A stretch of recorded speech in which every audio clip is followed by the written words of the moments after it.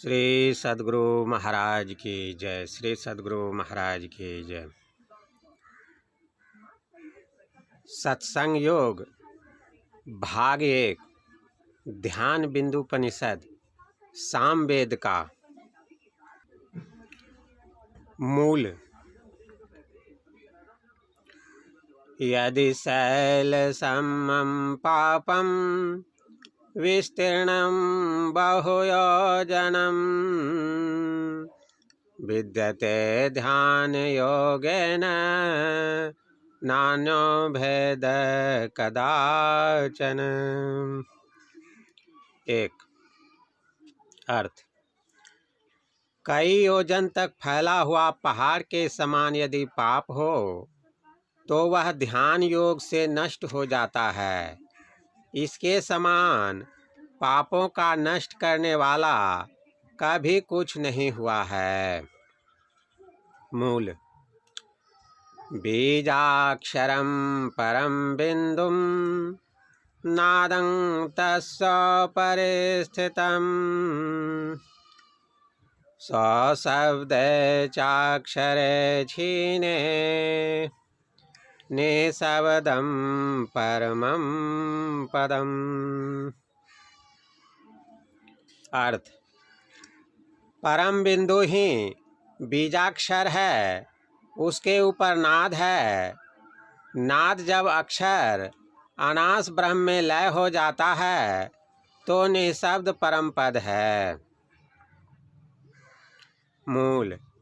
अनाहतं तु यत् यच्छ शब्दं अच्छब्दं तस्य शब्दस्य यत्परं तत्परं विन्दते यत्सो स्वयोगी छिन्न संशयः। अर्थ।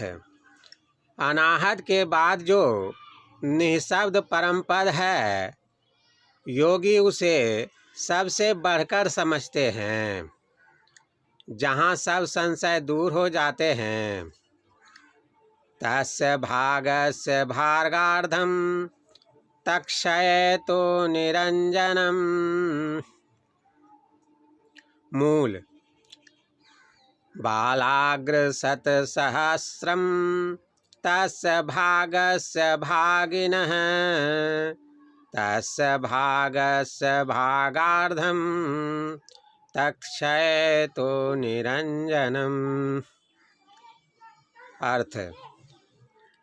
यदि केस के नोक को 100,000 बार भाग करे 100,000 भाग करे तो उसका फिर भाग करने पर जो आधा भाग होगा वह नाद का स्वरूप होगा।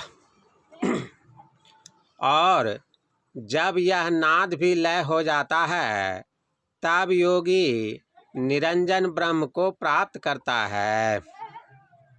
मूल। अकार पीतवर्णः साद्रजो गुण उदीरतः उकारो सात्विक शुक्लो मकार कृष्ण तामसः। अर्थ। अटूट अ बराबर रजोगुण बराबर पीतवर्ण, उ बराबर सत्वगुण बराबर शुक्ल वर्ण, म बराबर तमोगुण बराबर कृष्ण वर्ण। मूल। तैलधारामिवाच्छिन्नं दीर्घ घंटा निनादवत् बिंदो नाद कलातीतं यत्संवेद सवेदवित्।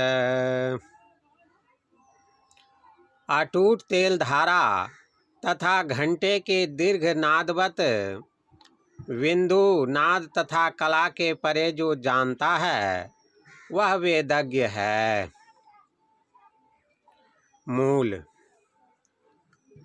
स्वात्मानं पुरुषं पश्यन् मनस्तत्र लयं गतं रत्नानि ज्योतिस्नादं तु बिन्दो माहेश्वरं पदम् य एवं वेद पुरुषः सा कैवल्यं संश्नुतु इत्युपनिषद।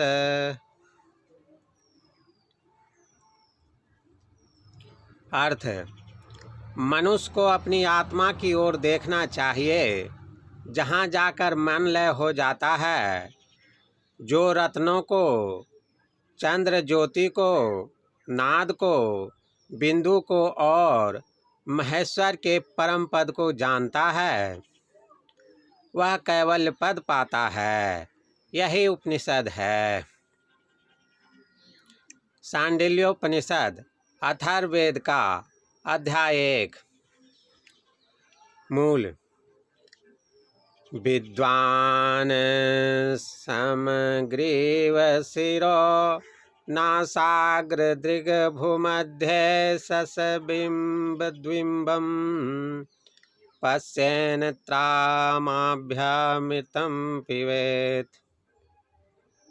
अर्थ: विद्वान गला और सिर को सीधा करके नासिका के आगे दृष्टि रखते हुए ध्रुवों के बीच में चंद्रमा के बिंब को देखते हुए नेत्रों से अमृत का पान करे। यथा सिंहो गजो व्याघ्र भवेद्वस्य शनैः शनैः तथैव सेवितो वायुर्न्यन्था हन्ति साधकम्। जैसे सिंह, हाथी और बाघ धीरे धीरे काबू में आते हैं, इसी तरह प्राणायाम अर्थात वायु का अभ्यास कर बस में करना भी किया जाता है। प्रकारांतर होने से वह अभ्यासी को मार डालता है।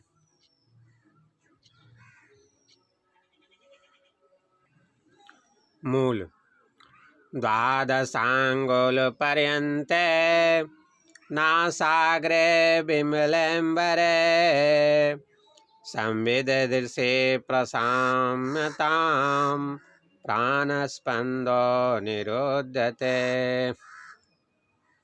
अर्थ: जब ज्ञान दृष्टि, सुरत, चेतन वृत्ति नासाग्र से 12 अंगुल पर स्वच्छ आकाश में स्थिर हो तो प्राण का स्पंदन रुद्ध हो जाता है। मूल: भ्रूमध्ये तारकालोक शान्तावन्तमुपागते चेतनैकतने बद्धे प्राणस्पन्दो निरुद्धते। अर्थ: जब ज्ञान दृष्टि, सुरत, चेतन वृत्ति नासाग्र से 12 अंगुल पर स्वच्छ आकाश में स्थिर हो तो प्राण का स्पंदन रुद्ध हो जाता है।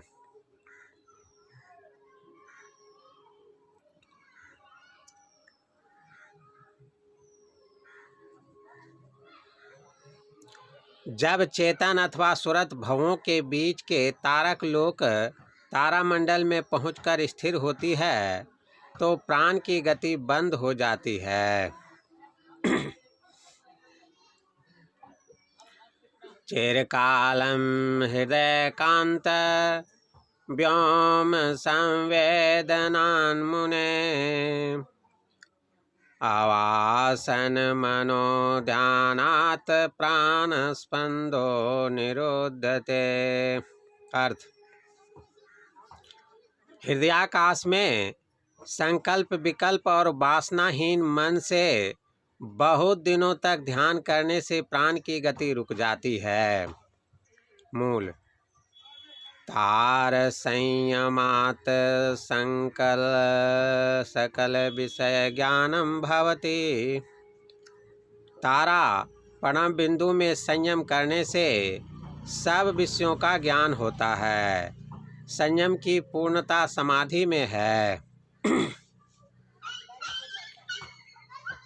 कायाकाश संयमादाकाश गमनम। शरीर के आकाश में संयम करने पर आकाश में गमन होता है। अध्याय 2 मूल। अथ ह शाण्डिल्यो वै ब्रह्म ऋषिश्च चतुर्थसु वेदेषु ब्रह्म विद्या मलभमानः की नामेथ्यवानम भगवन्त मुपसन्नः प्रपश्याधीः भगवन् ब्रह्म विद्याम येन श्रेयो वाप्स्यमिति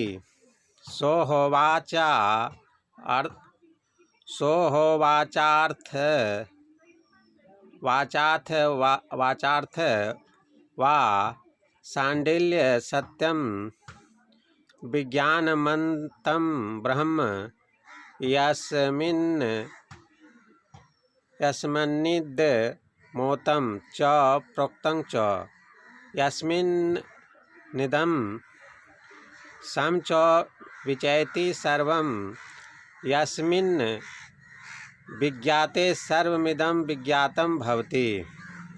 तद् पाणिपादमचक्षु श्रोत्रं जिह्वं शरीरं ग्राह्यं निर्देशयम् यतो वाचो निर्वर्तन्ते अप्राप्य मनसा सह। अर्थ: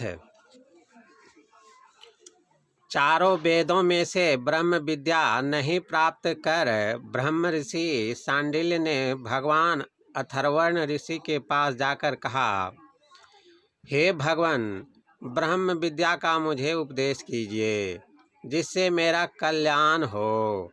अथर्वण ऋषि ने कहा, हे शाण्डिल्य, ब्रह्म सत्य, विज्ञान और अनंत है, जिसमें यह संसार ओतप्रोत है, ओत बराबर बुना हुआ, प्रोत बराबर गुथा हुआ,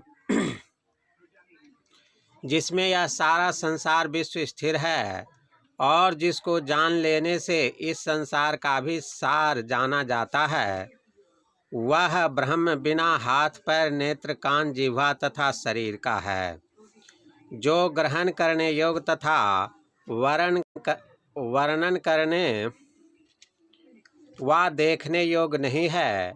वाक्य और मन जहाँ से लौट आते हैं, क्योंकि इनको अर्थात मन वाणी को वह अप्राप्य नहीं प्राप्त होने योग्य है। बराहोपनिषद कृष्ण यजुर्वेद का अध्याय 2 मूल। दुर्लभ विषय त्यागो दुर्लभम तत्वदर्शनम दुर्लभा सहजावस्था सद्गुरो करुणाम बिना। अर्थ: बिना सद्गुरु की कृपा के विषय त्याग दुर्लभ है, तत्व ब्रह्म तत्व दर्शन दुर्लभ है और सहज समाधि की अवस्था भी दुर्लभ है। मूल। इंद्रियाणाम मनोनाथस्तु मारुतः मारुतस्य लयो नास्त्रस्थनाथं लयमाश्रयः पंखानुपंखविषयक्षण तत्परोऽपि ब्रह्मावलोकनधियं न जहाति योगी। संगीत ताल लया वाद्यवशं गतापि मौलिस्थ कुंभ परीक्षण धीर्णटिव सर्वचिंता परित्यज्य सावधान चेतसा नाधेवानुसन्धेयो योग साम्राज्य में छिता। अर्थ, इंद्रियों का नाथ मन है, मन का वायु है और वायु का नाथ लय है। इसलिए लय का अवलंबन करना चाहिए, अर्थात लय योग का अभ्यास करना चाहिए। जो योगी सूक्ष्माति सूक्ष्म पदार्थों को देखने में समर्थ है, उसकी बुद्धि ब्रह्म के देखने से कभी विचलित नहीं होती है। वैसे ही जैसे कि कोई नटी सिर पर घड़ा रखकर हर तरह से नाचती गाती और बजाती है, पर घड़ा उसके सिर से नहीं गिरता। योग साम्राज्य की इच्छा करने वाले मनुष्य को सब चिंता त्याग कर सावधान होकर नाद की ही खोज करनी चाहिए। अध्याय 4। सुकश्च वामदेवश्च द्वे सूति देव निर्मिते सुको विहंगम प्रोक्तो वामदेव पिपीलिका। देवताओं ने सुक और वामदेव नामक 2 मार्गों को बनाया है। सुक मार्ग विहंगम मार्ग के नाम से विख्यात है और वामदेव मार्ग पिपीलिका मार्ग के नाम से। लय योग बराबर विहंगम मार्ग बराबर सुक मुनि का मार्ग, हठ योग बराबर पिपीलिका मार्ग बराबर वामदेव मुनि का मार्ग। अध्याय 5। पंचभूतात्मको देह पंचमंडल पूरितः। यह शरीर 5 भूतों से बना हुआ है और इसमें 5 मंडल हैं। मंडल ब्राह्मणोपनिषद शुक्ल यजुर्वेद का ब्राह्मण 1। मूल। निद्रा भय सरीसृपम हिंसादि तरंग तृष्णावर्तम दारपकम संसार वार्धेर्तर्तुम सूक्ष्म मार्ग मवलंब्य सत्वादि गुणानतिक्रम्य तारक मवलोकयेत भ्रूमध्ये सच्चिदानंद तेजः कोटरूपम तारकम ब्रह्म। अर्थ,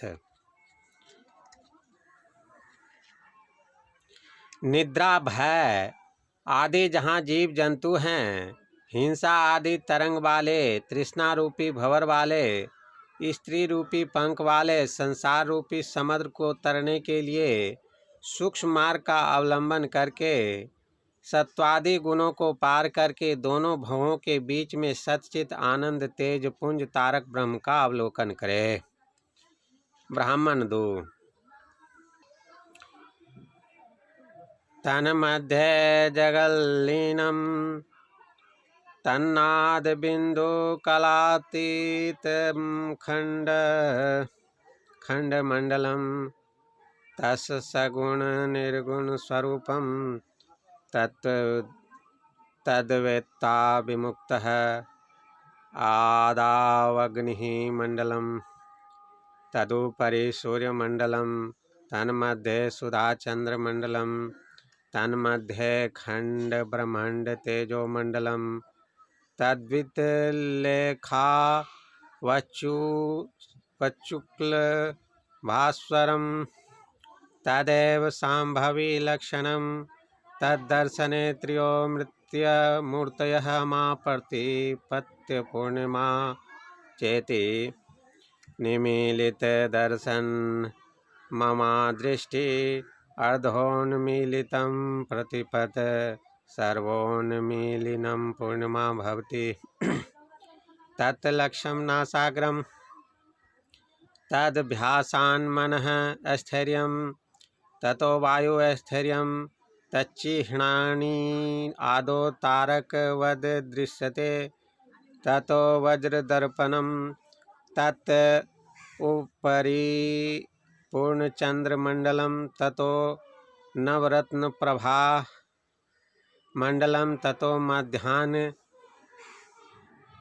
मध्याह्नाकर्म मंडलम ततो वह्नि शिखामण्डलं कर्माद दृश्यते तथा पश्चिमाभिमुख प्रकाश स्फटिक धूम्र बिंदुनाद कला नक्षत्र द्योत दीप नेत्र सुवर्ण वलादि प्रभा दृश्यते तदेव प्रणव स्वरूपम। अर्थ, उस ब्रह्म के अंदर संसार लीन डूबा हुआ है। वह ब्रह्मनाद बिंदु और कला के परे सगुण निर्गुण तथा अखंड मंडल स्वरूप है। इसका जानने वाला विमुक्त होता है। पहले अग्निमंडल है, इसके ऊपर सूर्यमंडल है, उसके बीच में सुधामय चंद्रमंडल है और उसके मध्य में अखंड ब्रह्म तेज मंडल है। वह शुक्ल बिजली की धार के समान चमकीला है। केवल यही सांभवी का लक्षण है। उसे देखने के लिए 3 दृष्टियां होती है, अमावस्या, प्रतिपदा और पूर्णिमा। आँख बंद कर देखना अमा दृष्टि है, आधी आँख खोलकर देखना प्रतिपदा और पूरी आँख खोलकर देखना पूर्णिमा है। उसका लक्ष्य नासाग्र होना चाहिए। उसके अभ्यास से मन की स्थिरता आती है, इससे वायु स्थिर होता है। उसके ये चिन्ह हैं, आरंभ में तारा सा दिखता है, तब हीरा के ऐना की तरह दिखता है, उसके बाद पूर्ण चंद्रमंडल है, उसके बाद दोपहर का सूर्यमंडल दिखाई देता है, उसके बाद अग्नि शिखा मंडल दिखाई देता है। ये सब क्रम से दिखाई देते हैं। तब पश्चिम की ओर प्रकाश दिखाई देता है, स्फटिक, धूम्र, धुआं, बिंदु, नाद, कला, तारा, जुगनू, दीपक, नेत्र, सोना और नवरत्नादि की प्रभा दिखाई देती है। केवल यही प्रणव का स्वरूप है। मूल पंचावस्था जागृत स्वप्न सुषुप्ति तुर्यातीता। अर्थ, जागृत, स्वप्न, सुषुप्ति, तुर्य और तुर्यातीता ये 5 अवस्थाएं हैं। मूल सर्व परिपूर्ण तुर्यातीत ब्रह्मभूतो योगी भवति। जागृत, स्वप्न, सुषुप्ति, तुर्य और तुर्यातीत ये 5 अवस्थाएं हैं। सर्व परिपूर्ण तुर्यातीत ब्रह्मभूतो योगी भवति। पूर्ण योगी तुर्यातीत अवस्था को प्राप्त कर ब्रह्म स्वरूप हो जाता है। ब्राह्मण 4, आकाशम, पराकाशम, महाकाशम, सूर्याकाशम, परमाकाशमिति 5 भवन्ति। बाह्याभ्यंतर मंधकारमय माकाशम, सबाह्यस्याभ्यंतरे कला नल सदृशम पराकाशम, स्वबाह्याभ्यंतरे परिमित द्युति निभम तत्वम महाकाशम, स्वबाह्याभ्यंतरे सूर्य निभम सूर्याकाशम, अनिर्वचनीय ज्योतिः सर्वव्यापकम निरतिशयानंदलक्षणम परमाकाशम। अर्थ, 5 आकाश हैं, आकाश, पराकाश, महाकाश, सूर्याकाश और परमाकाश। बाहर और अंदर जो अंधकारमय हो वह आकाश है। बाहर और अंदर जो कालाग्नि के समान हो उसे पराकाश कहते हैं। बाहर और अंदर अपरिमित तेज के समान तत्व को महाकाश कहते हैं।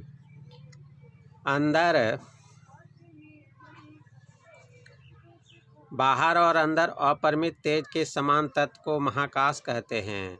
अंदर और बाहर सूर्य के समान चमक जिसमें है उसे सूर्याकाश कहते हैं। अकथनीय, सर्वव्यापक, सर्वोत्तम, आनंद ज्योति को परमाकाश कहते हैं। ब्राह्मण 5। अनाहतस्य शब्दस्य तस्य शब्दस्य यो ध्वनि ध्वनंतर्गतम ज्योति ज्योतिरांतर्गतम मनः। अर्थ, अनाहत शब्द का जो शब्द है उसकी जो ध्वनि है उस ध्वनि के अंदर ज्योति चेतन है और ज्योति के अंदर मन लय को प्राप्त होता है। श्री सद्गुरु महाराज की जय। श्री सद्गुरु महाराज की जय। प्रभु प्रेमियों, यह जो पाठ अभी आप लोग सुन रहे थे वह सत्संग योग प्रथम भाग से पाठ करके सुनाया गया। यह पुस्तक सत्संग ध्यान स्टोर से आप ऑनलाइन मंगा सकते हैं। इसके लिए वीडियो के विवरण में लिंक दिया हुआ है। अगर आपको इस तरह का वीडियो पसंद है तो इस चैनल को सब्सक्राइब कर लें और अपने इष्ट मित्रों को भी बतावें जिससे वो भी लाभ उठा सकें। श्री सद्गुरु महाराज की जय।